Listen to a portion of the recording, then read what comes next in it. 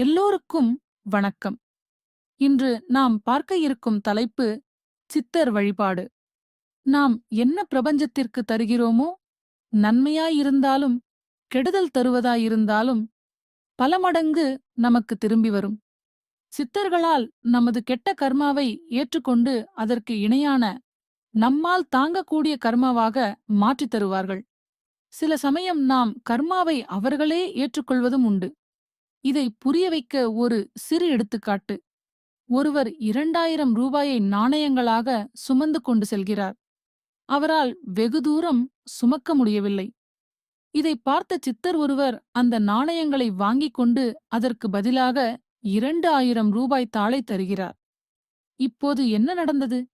அந்த மனிதரிடம் இருப்பது அதே 2000 ரூபாய்தான்.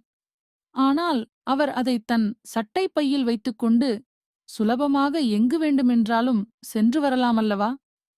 இதைதான் சித்தர் பெருமக்கள் பெரும்பாலானவர்களின் வாழ்க்கையில் செய்துள்ளனர். எனவே சித்தர் வழிபாடு செய்வோம். நாம் வாழ்வை மேலும் சுலபமாக்குவோம்.